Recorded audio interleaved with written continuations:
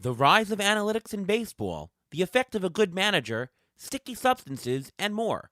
On today's show, we will have insight and stories from former Major League catcher Devin Mesoraco. Beat the Shift is next.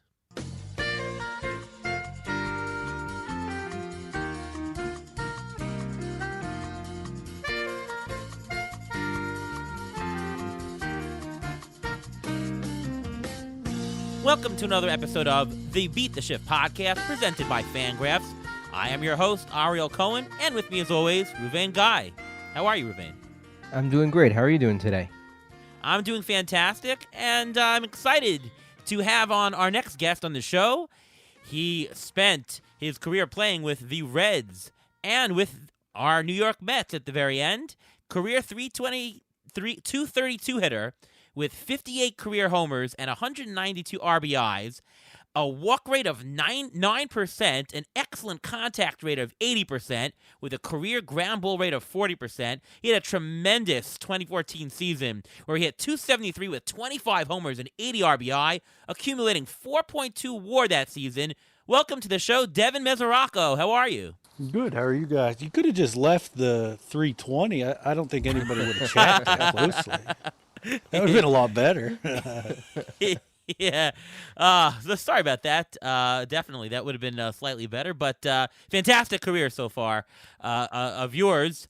And, just for you, question to start is, do you have any plans to come back to the major leagues right now? And if not, what are you up to what are you doing at the moment in your life right now? Yeah, I definitely do not. So, one, I don't know that I'm allowed with the way that my career kind of finished up there with the Mets. And two, I'm just not good enough anymore, After my injuries, my all-star year there in 14, I was basically a replacement level player for 4 years, right? And certainly injuries had something to do with that. And but I just wasn't good enough. I got into free agency, and there was a lot of teams that called, but nobody really wanted to give me a major league contract. So to me, the writing was on the wall. I wasn't quite a major league player anymore, and I didn't really have the grind in me, grinding through all the injuries to kind of go back to the minor leagues and earn it again. So it just kind of finished up the way that it did, and I went home. But right now, I'm in a good spot. So I live in Pittsburgh. I have 2 young kids, so I get to be a full-time dad, which is obviously a joy, and I get to be a part-time baseball coach here. I'm the volunteer assistant for the University of Pittsburgh. So I get to go down there and help those kids out and be around the game and coach with some good coaches, and I love it. So, I'm in a good situation where I get to be a dad and get a little bit of baseball in my life, and I'm very happy doing that. Well, you had an 8-year career spanning 2 teams, the majority with the Cincinnati Reds. What was your quote-unquote breakthrough moment? What was like the highlight of your career during that time? Yeah, definitely. So at the beginning of 14, I started the year on the DL, which was, kind of frustrating because at that time they had just traded away Ryan Hannigan. They were kind of counting on me to be the full-time guy. So I started the year on the DL, ended up missing like the first 7 games, 8 games, something of that nature. Then I got back and started to play, and I started the year 26 for 52. I was batting .500 through my first 50 at bats, and it was like, man, all right, I can play up here. I am good enough. And that was really it. And that was my all-star year. That was really the only good year that I had. But it was definitely like, man, I do belong here. This is a lot of fun. This is what it's supposed to be like. Well, you did play with the Reds from 2011 to 2018. You were on some good teams, you were on some okay teams, and the pitching staff had a lot of turnover. Did the plan for a game, did they vary for pitcher, or did the game plan include saying, like, let's say we don't want this guy to beat us from a certain team? Did it change by pitcher by pitcher? And did your approach change at all? Yeah, I think that I could, that's a question that you can answer a number of ways. So I had a coach in the minor leagues that, he talked about game planning, obviously, coming up through. That's part of the job for a catcher to learn. Just, how are we going to call pitches? So his thing with game planning was we want to pitch to the pitcher's strength, the batter's weakness, and then the situation of the game. And that somewhat holds true in the big leagues. Now, things change somewhat because big league starters can kind of pitch to any game plan. So with those guys, they can just do anything. They can put their fastball in all four quadrants of the zone. They can throw their off-speed pitches to both sides of the plate. Most good big league starters. So you kind of go more towards batter's weakness and situation of the game where you kind of have to make that adjustment. But, relievers for me were always, man, let's just pitch this guy's strength. Typically, those are guys with quality stuff. Those are guys that are more, two pitch as opposed to 3 or 4 pitches. So you with relievers, you more so pitch to the pitcher's strength. So all that certainly came into play. And yeah, you would have a meeting before every series and say, hey, this guy's really hot, swinging the bat well. The guys behind him are not as swinging the bat as good. Maybe we'll don't let him beat us this series. But so you have a meeting with the relievers every series, and then you also have a meeting with the starters before every game. And just kind of go through the lineup, talk about how you want to pitch them, and that's really it. It's a collective effort with the catcher, the pitcher, the pitching coach. A lot of front offices will send down the analytic reports. So yeah, it's all of that is kind of forever changing, right? There's not one set way to go about it. Before I ask any other questions, who was the best pitcher that you ever caught? Oh, DeGrom, right? I mean, there's nobody better than him. Is that right? Yeah, I mean, I couldn't imagine anybody being better than Jake. I caught Johnny Cueto a little bit. Homer Bailey, when he was healthy there with the Reds, was very good. Matt Latos had some good years with the Reds. Obviously caught Aroldis Chapman, who is kind of, a league of his own as far as relievers. But I mean, Jake is unbelievable. There's everybody sees what he does day in and day out now, and he was every bit as good the year that I caught him in 18. I think he finished the year with like a 1.7 or a 1.80, right? I mean, he was unbelievable. Yeah. We do a lot of analytics here. This is the Fangraphs Beat the Shift podcast. I write for Fangraphs. And analytics is very important to me. In the last 10 years, in the last 5 years, analytics has really propelled, and more analytics have been incorporated into the game. Throughout your career, did analytics really change from your perspective? Did you get more and more involved in it? And how did analytics in general affect the way that you prepared for games? Well, I've always read Fangraphs, and I would consider myself to be more on the analytical side than maybe some players. But at the end of the day, all this stuff is just like more information, right? And it's not some crazy stuff that people get all worked up about it, but it's just information. And for me, like, I always felt like the more stuff that I could digest and the more stuff that I can know, it's going to help me. So, certainly the way that analytics has kind of evolved. It's always changing, or not changing. It's always growing, I guess, right? So I would say whenever I first came up, and this is just an example, but batting average on balls in play, right? That was kind of like a big thing.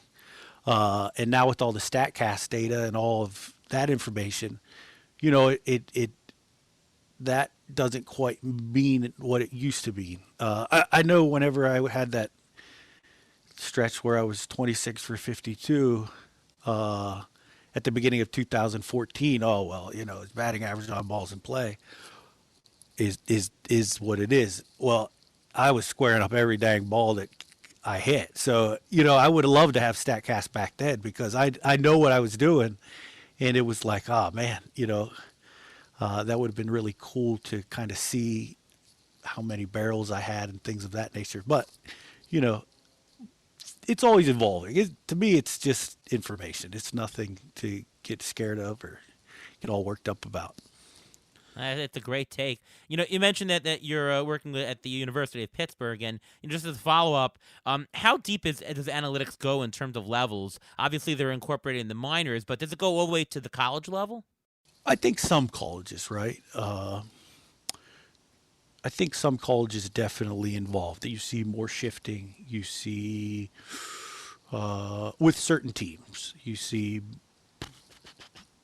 things that are maybe, you see teams throwing a lot more off-speed pitches. Certain teams, you certainly see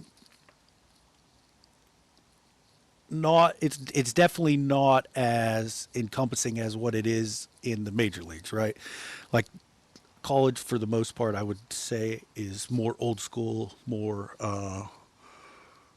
guys who have been around for a long time in charge. So they may be stuck in their ways and they've had success and they just keep rolling with what they do. And there's nothing wrong with that. That there you can still win games with not shifting and doing some of the more analytical stuff. But it's definitely down at this level, no doubt. One thing we've noticed is that over the course of the last couple of years, pitchers' innings in baseball, pitchers' innings per start, I should say, has trended downward. Do you see a rebound, or do you see this as a trend that will just keep continuing for the next couple of years? Yeah, I expect that trend to just continue. I think that pitchers, obviously the third time through the order, it kind of affects everybody, right? It's not well, if you're good, you just are a little less good. And if you're bad, you're even worse. So I think that it makes a lot of sense. I think that at some point we'll see staffs that, maybe don't even have a designated starting pitcher. They just have 13 pitchers, right? And the guys just throw whenever they want, throw 3 and 4 innings. Or maybe they just have 1 or 2 guys that go 5-6 innings. I don't expect guys to be throwing a ton of innings or running 5 guys out there for 7+ innings a night. Certainly not. I think the different looks as a hitter, it makes it a lot more difficult. So yeah, I mean, I certainly do not expect that trend to change. Now, changing topics just a bit, I want to get into a sticky subject, so to speak. What's your take on this whole sticky substance ban? How long have pitchers been using this combination of sunscreen and rosin or other things? Yeah, I mean that's been commonplace forever, and I don't think that it's been a secret. I think that everybody's kind of known about it. Now I can't speak to the last couple years when the spider tack stuff and everything has kind of evolved into that. But certainly guys have used pine tar, and certainly guys have used sunscreen and rosin, and maybe some firm grip or something like that. So yeah, I mean, ever since I've been in the big leagues, everybody was using that stuff, and nobody really made a whole lot of difference. Now that we can measure that, it's effectively making pitchers better. Well, that kind of changes things, right? Like as a hitter, I don't want this guy with 300 extra spin. I'd rather just have his regular stuff. So I think that the decision that they made was a good one. Now, to do it in the middle of the year, I'm not quite sure about that. It's not like this was a secret. It's not like nobody knew about this. The commissioner's office knew about this, had to have, well before the beginning of this year. So maybe they just wanted to collect the data and see for themselves, but it wasn't a surprise. Like this has been going on. So, I thought they probably should have gotten out ahead of this in the beginning of the year if that's something that they had known was happening, which they had to have. Well, we know that it affects spin rate, and we know that it does help the pitcher's grip. The question is, what is more affected? Do you think that it's more about the grip, more about the spin rate? I know that Tyler Glass now has spoken that he doesn't need it for the spin rate. That's who he is, but it's the grip that affected him, and Glass now blames this change midseason as to the cause of his injury. He directly relates that. Do you think that it's just a grip thing, or do you think, guys like Garrett Cole, who are markedly worse in the last couple of weeks since the change, do you think it really affects certain pitchers more than others, or is it just across the board helping in both? Well, I think just both, right? Like it certainly helps you get a good grip, and at the same time, maybe you unknowingly realize that it helps you get some extra spin, but based on the numbers, it certainly seems to, with all the guys that have kind of had significant change after the checks started to happen, right? So, if sure it helps your grip, but it's helping you get people out too, right? I mean, I think that's pretty well proven. Well, you mentioned that you did catch Aroldis Chapman, and he looks like he's one of the pitchers who may have been affected by this lack of proper grip now.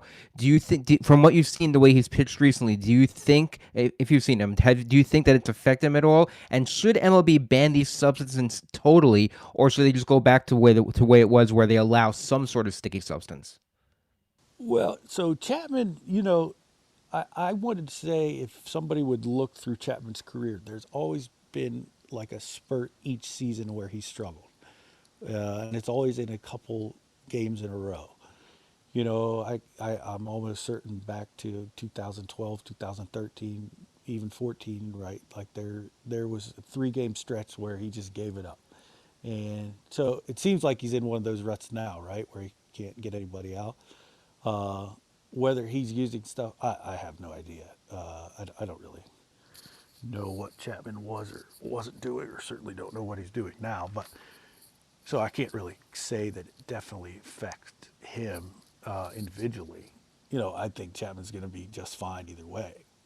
He's throwing 100, and he's got a better slider than what I thought he had whenever he was with the Reds there. But anyway, I think that they need to do something to help the guys definitely get a grip. And whether it's the Japanese ball that has a little more tact to it, or find a different way to rub them up, find a more uniform way to rub them up and then store the ball. I don't really know what that answer is. I mean, certainly you want to have pitchers feel comfortable gripping the ball, but at the same time not completely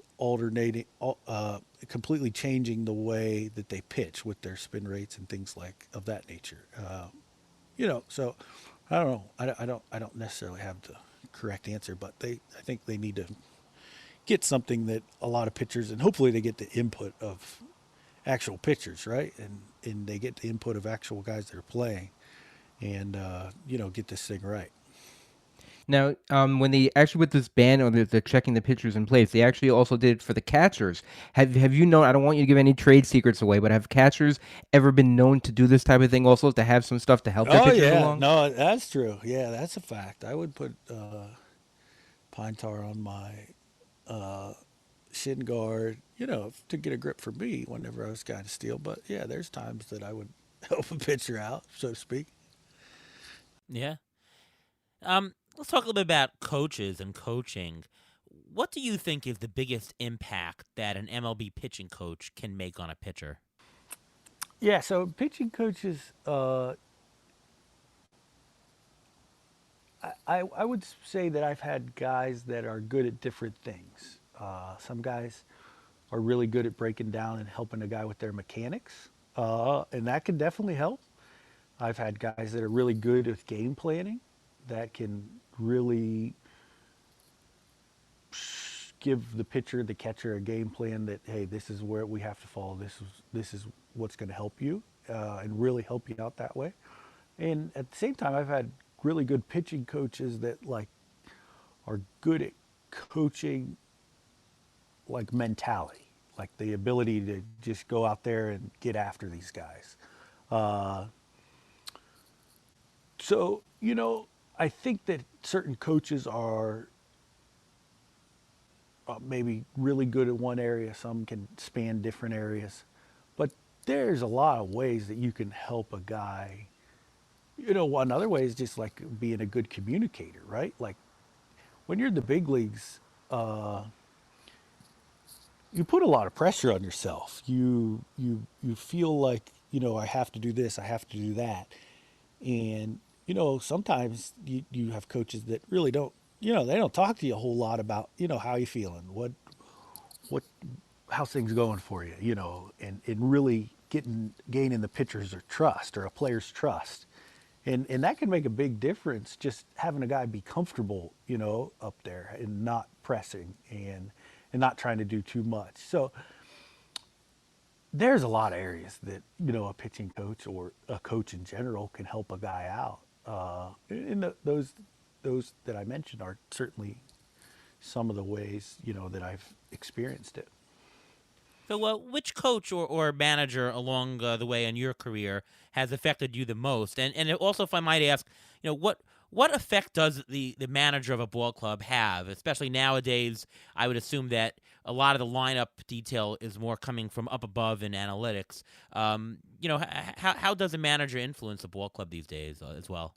I think, you know, and I can speak to a personal story that I had. And this was with Dusty. Whenever I was a young player, I wasn't quite sure where I was. I wasn't quite sure if I belonged.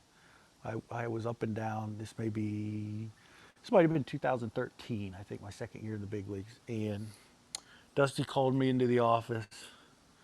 Uh, he kind of seen that I had been down, and not super happy with how I'd been playing. So he called me to the office.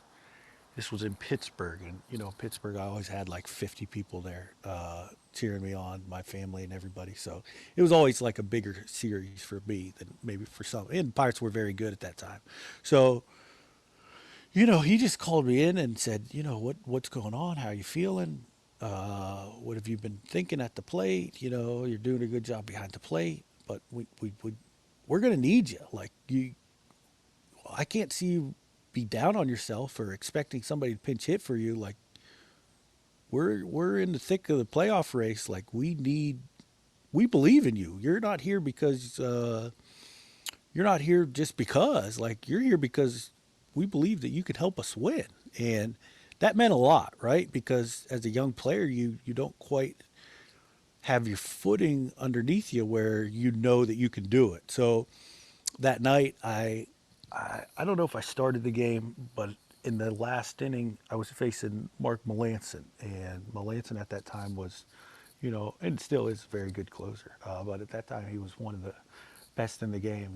Had barely given up anything all year, and I had like a 10 or 12 pitch at a bat that I drove in the game tying run in like the seventh or in the ninth inning, and it was like, man, that I could attribute it all down to that talk, right? Where Dusty brought me in, knew how I was feeling. It just gave me some confidence to be able to go out there and just be the guy that they knew I was, that I may have not quite known that I could do it yet, right? So that was a big moment where I thought a manager made a difference. And I think that a lot of it involves keeping guys interested, keeping guys happy, making sure guys are aware of their roles. All of that stuff makes a big difference with the ball club. Just kind of having a good pulse on things. And Dusty, obviously, he's done it for a long time and has had a lot of success. So, he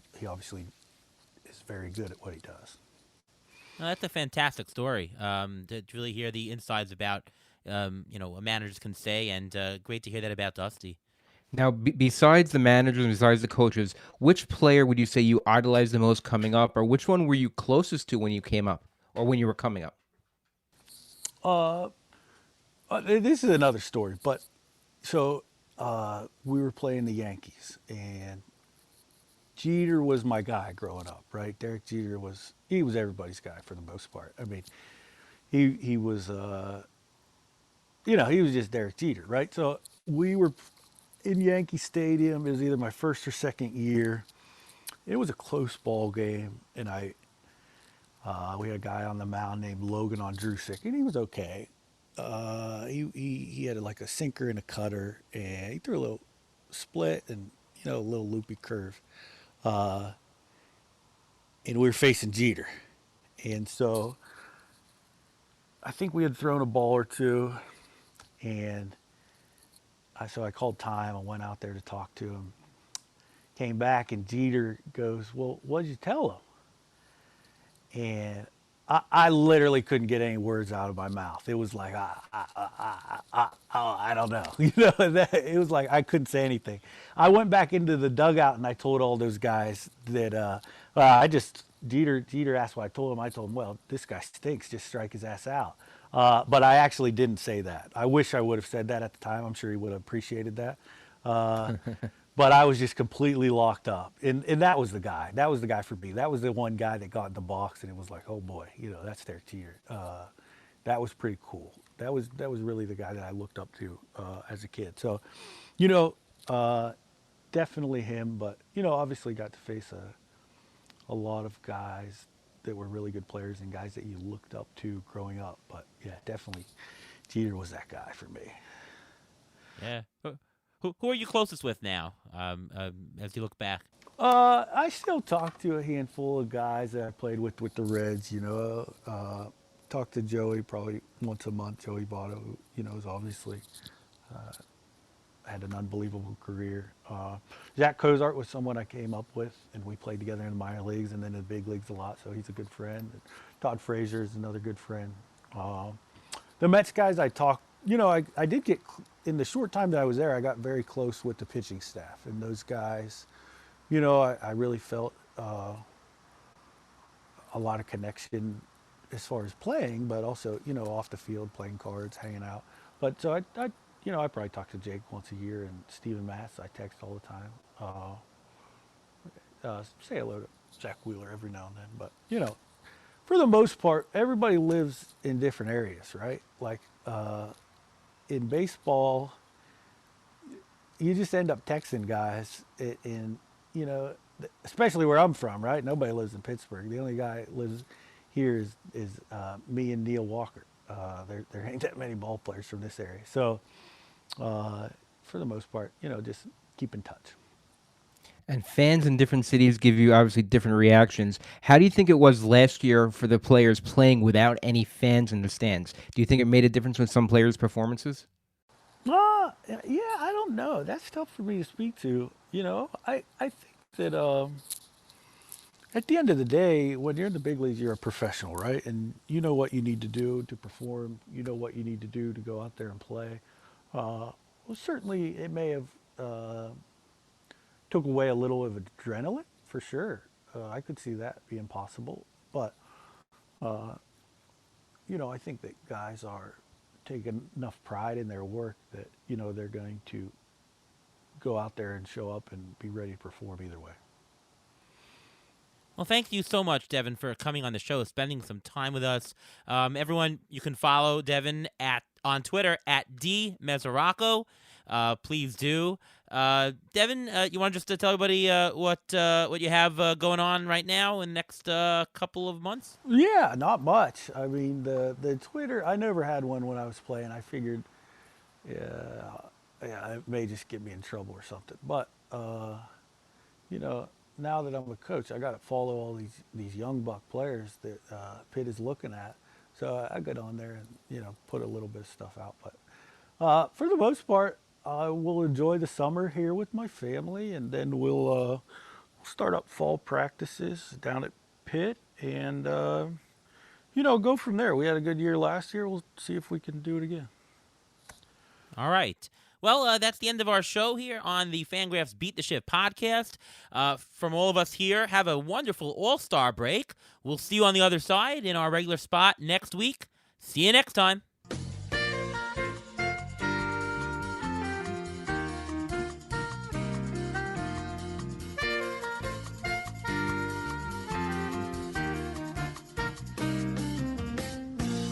Thanks for listening to the Beat the Shift podcast presented by Fangraphs. Follow us on Twitter at beat_shift_pod.